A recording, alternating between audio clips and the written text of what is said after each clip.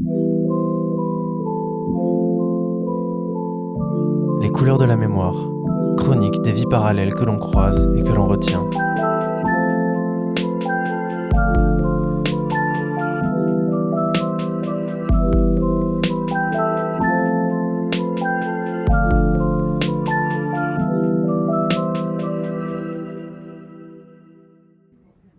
La raison pour laquelle nous accordons un épisode à la religion dans cette série peut, ou pas, paraître étonnante. Et pourtant. La construction de la République française passe par le XXe siècle, où les intérêts de l'État sont séparés de ceux de l'Église catholique, dès 1905, après une longue lutte. On retrouve dans beaucoup de républicains, plutôt de gauche, la nécessité d'incarner ce changement dans leurs valeurs propres. L'idéal type de la famille républicaine est une famille laïque, et pour autant hostile à l'Église. Mais où vont toutes ces croyances ? Elles n'ont pas disparu ? C'est justement ce que l'on va essayer de creuser dans cet épisode, à travers le parcours de mon invité qui, justement, a grandi dans une famille type, athée, anticléricale et anti-religieuse.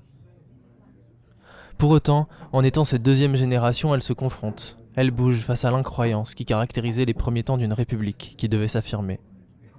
La trajectoire de sa vie va donc aussi nous permettre à nous de mieux comprendre le rapport de cette génération et de ses milieux à la religion, aux faits sacrés.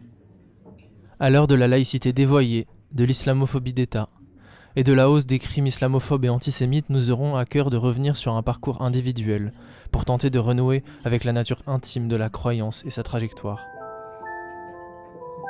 Les couleurs de la mémoire, épisode 8, religion.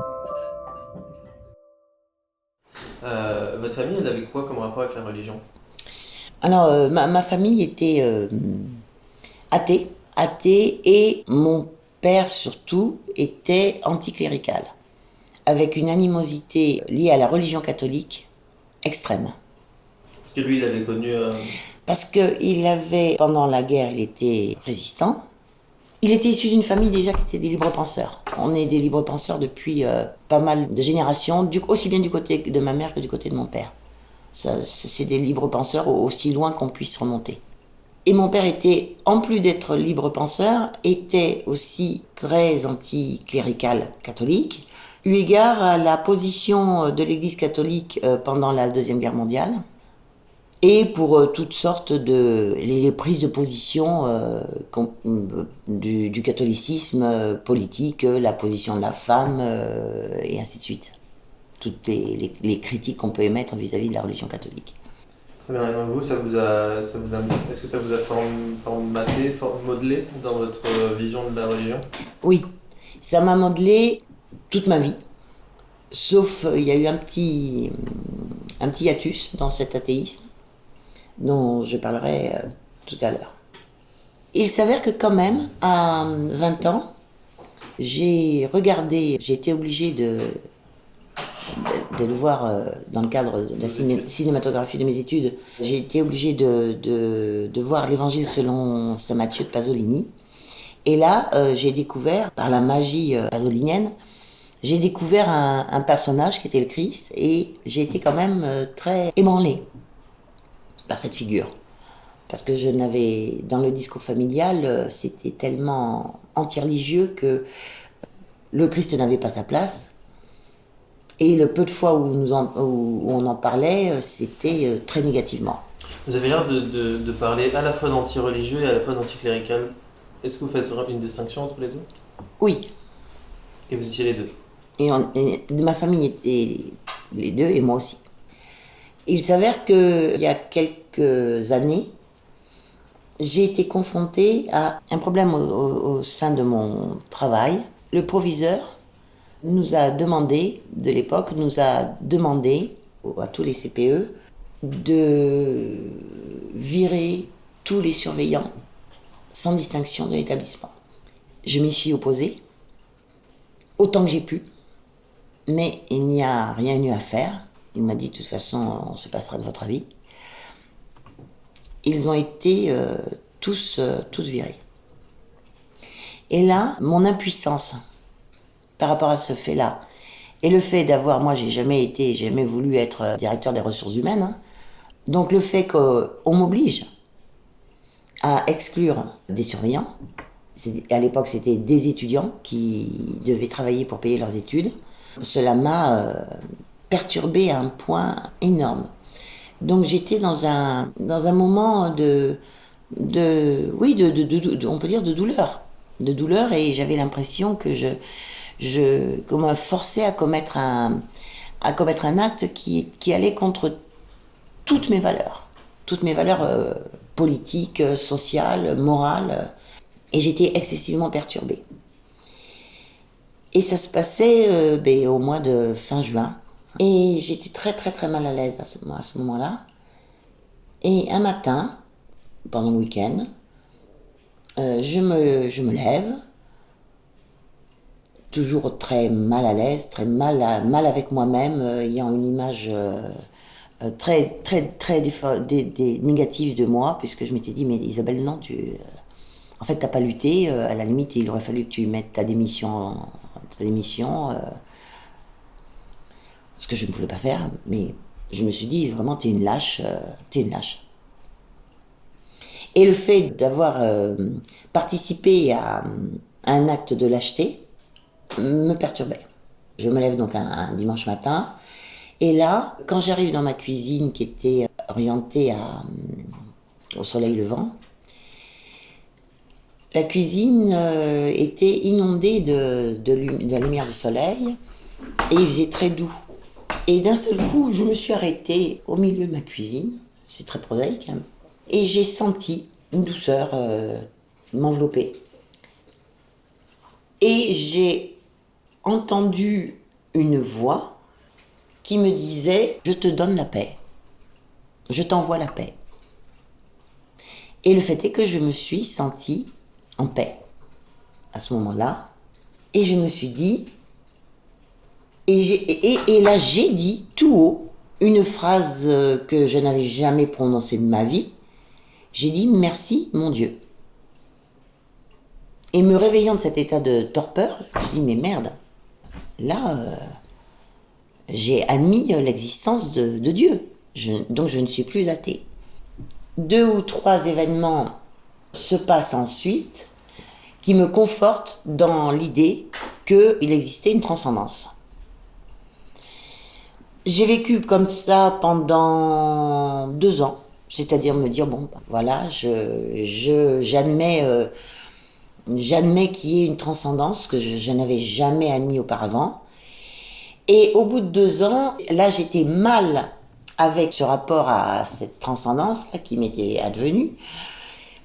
Parce que je me disais, là, en fait, Isabelle, si tu réfléchis bien, c'est plutôt l'hôpital psychiatrique. Donc, pour ne pas m'engager dans un internement, je me suis dit, bon, mais fais comme tout le monde. Ceux qui croient en Dieu, ils ont une religion pour essayer de rationaliser cette croyance qui est totalement irrationnelle. Et comme en faisant philosophie hispaniste, j'avais été obligée de lire tous les théologiens espagnols là. J'avais quand même une bonne connaissance de la religion catholique. Et avec le film de Pasolini, qui est devenu un de mes films fétiches, le Christ me plaisait comme figure. La figure du Christ me convenait parfaitement. Est-ce que c'était quand vous avez aimé la figure du Christ dans le film de Pasolini, est-ce que c'était une figure, une représentation, ou est-ce que c'était un amour de sa personne? Non, une représentation. Mais donc c'était très lié au fait artistique. C'était lié au fait artistique, et c'était lié aussi au discours de l'évangile selon saint Matthieu, qui était, puisque la bande, le film, c'est l'évangile selon saint Matthieu dans son entièreté. Le message du Christ, c'est le message du Christ qui m'avait plu dans ce film. Pas la personne du Christ, quoique, mais surtout le message. Je me disais, cet homme est quelqu'un de bien. Et son message est... Parce que le message du Christ dans saint Matthieu est un message d'un Christ violent. Et en plus, saint Matthieu fait quand même l'économie de beaucoup de miracles. Et fait l'économie aussi fait quand même l'économie de la Vierge Marie. Donc, ça me convenait. Je me suis dit, en plus, comme tu es en France, tu vas aller vers l'église catholique. Pourquoi pas? À quel âge? 36 ans, peut-être. Et donc, je téléphone à l'église qui avait à côté de chez moi, je téléphone à la cure. Et là, je tombe j'explique au prêtre, j'explique que je voulais savoir si je pouvais rentrer dans leur organisme. Et là, le premier prêtre à qui je parle, il me dit mais vous vous réveillez maintenant vous n'êtes pas baptisé? Je dis ben non, je suis d'une famille agnostique. Il me dit ah ben oui, mais là, quand même. Alors je dis bah, là j'ai raccroché très vite après, je dis bah, pardonnez-moi de ne pas être né dans une famille catholique. Moi j'y peux rien. Et avant que je ne raccroche, il me dit bon, moi je peux pas vous aider, mais il y a un collègue prêtre qui lui peut vous aider. Il me donne le numéro de ce prêtre. Je lui téléphone et ce prêtre me dit oui, je peux vous recevoir dans la cure qui était juste à côté de l'église, c'était dans ma rue. J'y vais, là je tombe sur un vieux curé et qui avait l'air vraiment pas sympa. Et nous commençons à parler. Je lui raconte ce qui s'était passé. Donc c'était, c'est pas le dire, c'était du pain béni. Mais dans un souci de franchise, je lui dis, sachez qu'il y a quand même deux éléments dans le catholicisme auxquels je ne pourrais jamais souscrire. C'est tout ce qui tourne autour de la virginité de Marie et l'idée de pardon. Il me dit, là, ce sont deux piliers de l'Église. Il me dit, on ne peut pas en faire l'économie. S'il s'était arrêté là, ça aurait pu passer, à la limite. Mais il me dit, et au fait pourquoi? Il me dit, au fait pourquoi vous n'accédez pas à l'idée de pardon? Je dis, parce que pour moi le pardon n'est pas une donnée de la conscience efficace. C'est pas, et puis moi je ne peux pas y accéder. Je peux essayer d'oublier, mais pardonner non. Il me dit, il fouille encore et il dit mais dites-moi par exemple une personne à qui vous ne pouvez pas pardonner. Et je lui dis, je ne pourrai jamais pardonner à l'homme qui m'a violée quand j'avais 7 ans. Et il me répond, déjà que j'ai été dérangée d'avoir dû lui dire ça, et il me répond, ah, madame, vous avez pensé à la douleur de ce pauvre homme?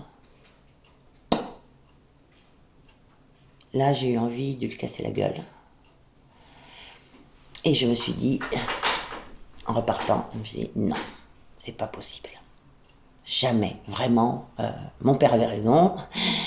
Là, les catholiques sont indécrottables. C'est impossible que je puisse m'inscrire dans cette mouvance religieuse. Vous êtes tourné vers d'autres religions? Alors, vers le protestantisme. Mais vers le protestantisme, j'étais en contact avec des protestants, d'obédiences différentes, et qui me disaient chacun sur l'autre, me disaient c'est une secte. Donc je me suis dit, bon, donc le protestantisme c'est trop sectaire, je peux pas y aller. Le judaïsme, impossible. Pourquoi? Parce que c'est très difficile en tant que femme d'entrer dans le judaïsme à l'âge adulte. Très, très, très, très, très, très, très, très difficile. Et de toute façon, il faut totalement apprendre l'hébreu. C'est obligatoire. Et connaître leurs 450 interdits sur le bout des doigts. Et encore, il y a très peu de chances pour qu'ils vous... Donc je dis non. Et en plus, cette religion ne me plaisait pas, puisque c'est une des religions où il y a le plus d'interdits possible. Et moi, je cherchais la religion où il y a le moins d'interdits possible. Vous êtes tourné vers le bouddhisme ou des choses comme ça? Ah non, là j'ai un a priori terriblement défavorable par rapport au bouddhisme. Pourquoi? Parce que, alors là c'est... L'idée dans le bouddhisme, leur idée, que vous retrouvez d'ailleurs dans presque toutes les religions, mais là dans le bouddhisme c'est poussé à son paroxysme, ces idées d'ascétisme, ça me met hors de moi. Vous pouvez expliquer ce que c'est l'ascétisme? L'ascétisme, cette pensée que si l'on se dégage de tous les plaisirs de la vie, on va accéder à la sainteté. C'est nier l'existence, c'est nier l'existence. C'est quelque chose que je ne supporte pas. Et puis en plus, comme dans toutes les religions, la position de la femme dans le bouddhisme était absolument catastrophique. Donc c'était non. Et en plus, c'est quand même dans le bouddhisme, il y a un substrat culturel que je savais que je n'avais pas. Vraiment pas. Même si on avait étudié la philosophie orientale par un coup de bol pendant mes études universitaires, non, c'était une culture vraiment qui m'était beaucoup trop éloignée. Et je vous dis, une religion qui prône à ce point l'ascétisme, là, c'est pas pour moi. Donc je me suis tournée vers l'islam, pourquoi? Parce que d'abord, mon fils avait épousé une musulmane. Lui s'était converti absolument sans... Mon fils est toujours resté totalement athée et anti-religieux, mais il s'est converti pour essayer d'adoucir, faire en sorte que sa femme soit dans une position plus facile par rapport à sa famille. Et dans l'établissement où je fonctionnais, la majorité des mères qui venaient me voir étaient musulmanes. Et aussi, il y avait un tel, en France, il y a encore plus maintenant, il y avait un tel anti-islamisme que je me suis dit, là, au moins, ça me permet, je peux pas devenir arabe, hein, mais au moins, là, je serai quand même dans le clan des opprimés. Vous dites anti-islamisme, est-ce que c'est un anti-islamisme ou une islamophobie? Une islamophobie. Okay. Et je me suis dit, je vais me mettre du côté des opprimés. Il y a eu aussi une démarche politique, on va dire, dans ce choix. Hein, de me dire, je vais parmi ceux qui sont le plus vilipendés dans la France, en ce moment. Et donc, je me suis convertie, j'en ai parlé à une parente d'élève que j'appréciais beaucoup, et qui était, je le savais, qui était très très versée dans l'islam. Et bien sûr, ils sont malins. Quoi, tous les religieux sont malins, hein, c'est comme pour les partis politiques. Elle me connaissait quand même. Donc elle m'a montré un islam très libéral. Et en me disant, ah ben, déjà, en accueillant ma volonté de rejoindre l'islam, comme si c'était un honneur pour l'islam que je vienne vers eux. Et elle m'a dit, de toute façon, vous savez, c'est une religion du cœur, vous faites ce que vous voulez. Donc je dis, c'est exactement ça. En plus, pas d'obligation, le fait qu'il n'y ait pas de l'équivalent des prêtres, que l'on soit en relation directe avec Dieu. Un imam n'est pas du tout un imam, c'est un lettré. Un imam fait des lectures du Coran, il réfléchit par rapport au Coran. Mais il n'est pas l'intermédiaire, comme dans la religion chrétienne, il n'est absolument pas catholique, il n'est absolument pas l'intermédiaire entre les hommes et Dieu. Non. Chaque homme, l'imam n'est pas plus près de Dieu que le musulman de base. On n'a pas besoin de passer par un imam. Ça me plaisait. Le fait paradoxalement, en étant une femme, j'avais absolument pas besoin d'aller à la mosquée, ça me plaisait aussi. Mais, petit à petit, quand les musulmans que je connaissais ont vu que j'étais musulmane, que j'ai fait ma conversion, eh ben là, ils ont commencé à vouloir régenter ma vie. Comme les catholiques l'avaient fait. Bah oui, comme les catholiques auraient pu le faire. C'est-à-dire, tu sais quand même, il faut pas boire d'alcool, il faut pas... bon, je mangeais pas de porc déjà, mais il faut pas boire d'alcool. Lorsque j'étais allée à la grande messe, là, après le ramadan, le jour de l'Aïd, il y avait une grande messe, ce que j'appelle une grande messe, hein. Ben, bien sûr, j'avais dû mettre le voile. Et c'était une copine musulmane qui m'avait accompagnée. Et j'avais, mais peut-être 3 cheveux qui dépassaient. Et elle a hurlé. En me disant, oh, mon Dieu, t'as 3 cheveux qui dépassent. Quoi, t'as une mèche qui dépasse. C'est... Là, je l'ai très mal pris. Et ensuite, là, on dégringolait sur moi des propos musulmans qui me dérangeaient fortement. C'est-à-dire des idioties. C'est la bêtise qui m'a fait partir de l'islam. La bêtise. Vous êtes resté combien de temps? 3 ans. 3 ans pour que je me décide à dire non, ce n'est pas pour moi. Ce n'est pas pour moi. Est-ce que, une fois que vous vous êtes converti, au sein de votre travail, ça a changé quelque chose dans le rapport avec vos élèves? Alors là, je peux dire comme opération professionnelle, là, ça a été fabuleux. Jackpot? Ah oui, le jackpot. L'aurais-je fait pour ça, j'aurais fait un très bon choix. Hein. Ça aurait été un très bon choix professionnel. Puisque nous avions, dans cet établissement, il y a quand même 80% des familles qui sont musulmanes. Que je me suis convertie à la mosquée qui était à 300 mètres du bahut. Ça c'est le fait que la CPE, madame, donc non arabe, non algérienne, non marocaine, non, se convertisse à l'islam, mais voilà, les cadeaux, des cadeaux à n'en plus finir. Je crois que je ne sais combien d'abayas, de Corans, de trucs, de machins, de fleurs, de bouffe. J'ai été nourrie peut-être pendant 2 ans, j'ai été quasiment nourrie par les familles musulmanes de mon établissement. Qui me portaient, tous les jours, il y avait un môme qui me portait le repas du soir. Pour mon repas du soir. Et par rapport à mon discours normatif pour les élèves, là, les parents étaient à 100%, toutes les familles, donc 80% des familles, disaient, si madame le dit, c'est un discours vrai. Ma parole, alors c'est un peu bizarre ce que je vais dire, c'était parole d'évangile. Parole de Coran, quoi.